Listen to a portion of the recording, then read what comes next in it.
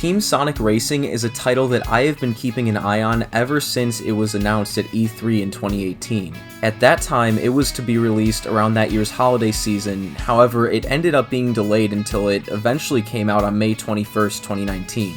After the delay, I was worried that we would just end up seeing yet another half-baked Sonic game with a rushed development, as this is a trend that has become so common with modern Sonic games that it's almost expected at this point, except for Sonic Mania because that game is art. Put it in a freaking museum or something.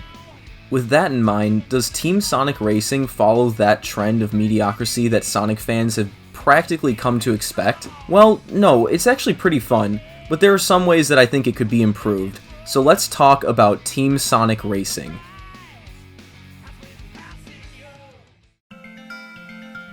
I've been a fan of kart racers for almost as long as I've been playing video games.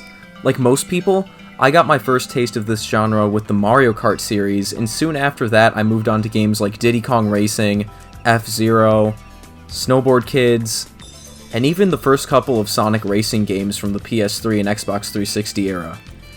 I plan to talk about some of my other favorite racing games another time, so for now, let's talk about what makes Team Sonic Racing a bit different from the rest.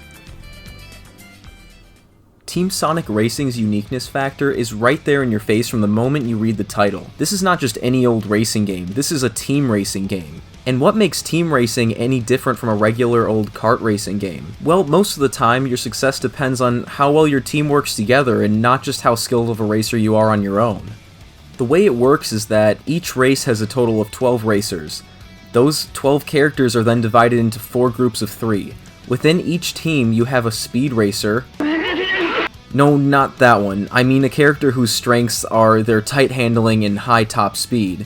Then you'll have a technique racer whose strengths are high acceleration and the ability to not be affected by rough terrain. And finally, power racers who are the best at both taking and dishing out hits. And they also can use exclusive items that only their character type can have. You and your teammates are able to help each other out in various ways during races. You can perform a slingshot by riding in the tracks left behind by your team member. You can do a skim boost, which propels your team member after they take a hit. And you can even offer items to your friends during a race. All of these actions, plus rival takedowns, help your team fill up their ultimate meter, which is a little bar floating behind your vehicle that I honestly didn't even notice until about 2 hours into the game. Maybe I'm just blind, but was it difficult for anyone else to notice this when they first started playing? Because it just doesn't really stand out from its surroundings. Once this bar is filled up, you and your team will enter Ultimate Mode. Ultimate Mode makes the 3 of you invincible and has you flying down the track at top speed. A lot of times, using this ability can be the determining factor in which team ends up winning the race because it usually ends up putting all 3 teammates in the lead, regardless of their stats, which is usually why I end up transferring most of my items in order to charge up that ultimate meter as quickly as possible. I mentioned earlier that the outcome of a race is dependent on your teammates just as much as it is the player's skill. Well, the game enforces teamwork by giving each player individual points depending on what place they finish in the race, just like how Mario Kart and other racing games work. So what ends up happening sometimes is that you'll finish the race in first place, but your teammates will finish lower in the ranks, and their bad scores will actually drag you down and prevent your team from placing first overall. This happened to me quite a few times, especially when playing missions on higher difficulties for more of a challenge. In these cases, I felt like the increase in difficulty sometimes decreased the skill of my AI teammates and caused me to lose more frequently.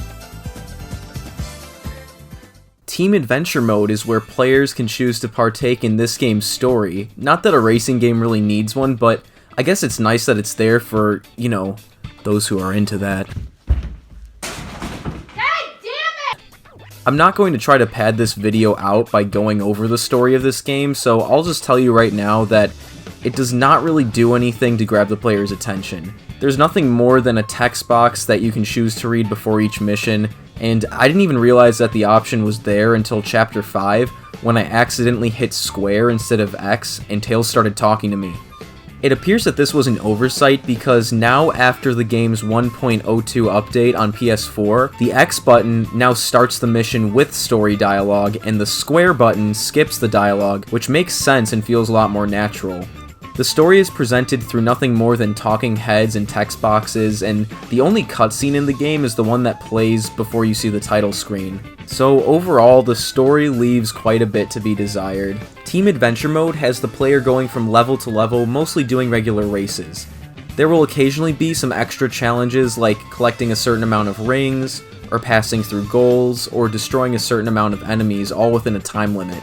The mission mode was a nice thing for players to work towards completing, as it is a decent amount of single-player content, and does eventually unlock the final 3 tracks in the game, bringing the total number of tracks from 18 to 21. However, it did end up feeling pretty repetitive when playing it over long stretches of time. I think that part of that is due to the small number of tracks in the game compared to games like Mario Kart 8 Deluxe. Plus, 9 of the tracks are reused from the first 2 Sonic racing games from the last generation. 3 of these 9 reused tracks make up the final fortress, which kind of makes the reward for completing Team Mission Mode a little bit underwhelming. For people who have played previous installments in this series, the lack of new locations could be a deal breaker.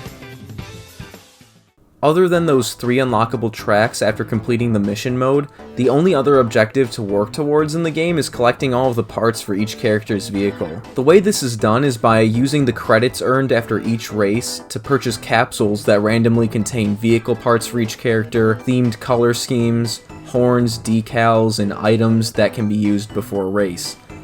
I don't hate the random nature of getting new parts because I'm used to it from Mario Kart, but that isn't to say that I wouldn't prefer a shop where you can just use the credits to buy the parts that you want. But I guess not every game can be as perfect as Snowboard Kids 2, my beautiful baby. In Mario Kart 8 Deluxe, I would get super excited when the prompt saying that I had unlocked something popped up, and then I would go see that it was more stupid tires. It's kind of the same feeling I get when I'm trying to build a really cool car for Vegeta, I mean Shadow the Hedgehog, and I keep getting parts for Blaze the stinky litterbox cat. I feel like I had the most fun with this game when I first started playing it, but the more time I spend with it, the less I found myself enjoying it.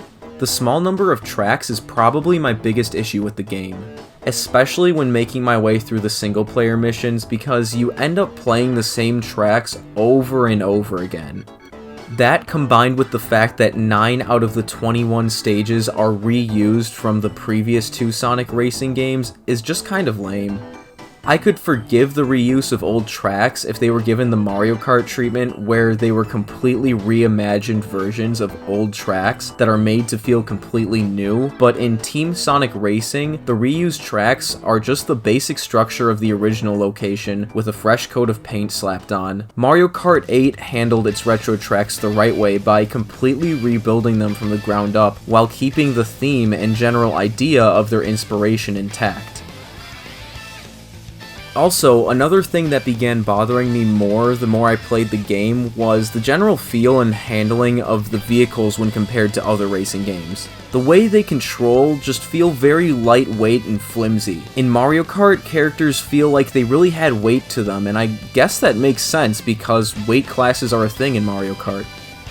When you bump into other characters, walls, or even get hit by items in Mario Kart, there's a real sense of impact there. This extra weight, I guess I will call it, is just not there in Team Sonic Racing, especially when going over jumps and doing tricks with the right stick to gain a speed boost. It just feels and looks very floaty, for lack of a better term, especially when spending more than a few seconds in the air and you can just kind of have your character keep flipping around and it just feels like the physics don't really apply. Some items feel a bit janky as well. The orange rocket wisps, which are essentially the green shells of this game, just kind of fling all over the place at one set speed when you throw them. There have been times where it looked like I clearly hit someone, but it just did not affect them for some reason. And much like the driving physics overall, the items just don't feel as satisfying to take out your opponents with as other racing games, like Mario Kart. But I know I can't keep comparing this game to Mario Kart. Mario Kart is a bigger budget game and is made by Nintendo, who are known for putting an insane amount of polish into their games and putting hundreds of hours into working out the finest details when it comes to gameplay, for the most part. I feel like I've been kind of negative on this game for the past few minutes, so let me reiterate. Those are just some little nitpicks that I wanted to discuss after playing the game for prolonged amounts of time. Team Sonic Racing really does have some good things going for it. Like I said earlier, I really do enjoy the team mechanics. I think that launching yourself past your teammates after building up speed in their tracks is a lot of fun and satisfying to pull off. I really like the banter between characters throughout the race. Hearing Sonic say, when someone bumped into him gave me flashbacks to the old Sonic TV show, even though I don't really think people were texting and driving in the 90s. Shadow is always just straight up acting like Vegeta, which is very entertaining. But I eventually got tired of Rouge the Bat constantly flirting with me, so I switched teams. It's your body. No one has the right to touch you if you don't want them to. Another cool thing is that the developers made a standard racing mode for those who are not into the team racing mechanics. I personally never bothered with it because the team mechanics are what really made this game feel unique for me, but I do appreciate that the option is there. Overall, I think what my stupid brain is trying to say about this game is that I like it, and I just wish there was a little bit more. If Sega ever makes a sequel to Team Sonic Racing, I'd love to see more new tracks. They could even do DLC, maybe give us some tracks that are reimaginings of some classic Sonic stages from the Genesis games, or the original stages from Sonic Mania. They have so much source material to work with, and I didn't mention it earlier, but I think the stages in this game look really nice. Other ways that they could cram the game full of content would be to add a battle mode like Mario Kart has with a handful of arena-style stages, or maybe they could even throw in some big boss fights like Snowboard Kids and Diddy Kong Racing had. Maybe the sequel could have a sweet hub world for you to explore and hang out with an elephant who rides a magic carpet. And you know what? Maybe I should just go play Diddy Kong Racing instead. Taking a step back from my Diddy Kong Racing fantasy, let's answer the question that's in the title of this video. Is Team Sonic Racing any good? Well, yeah. I would recommend it to anyone who enjoys kart racers in general, especially if they're fans of Sonic. I really did enjoy the time I spent with this game, and I think that if it had just a little bit more content, it would be right up there with some of my other favorite racing games. Man, all of this comparing and contrasting of racing games has me in the mood to revisit last generation Sonic racing games.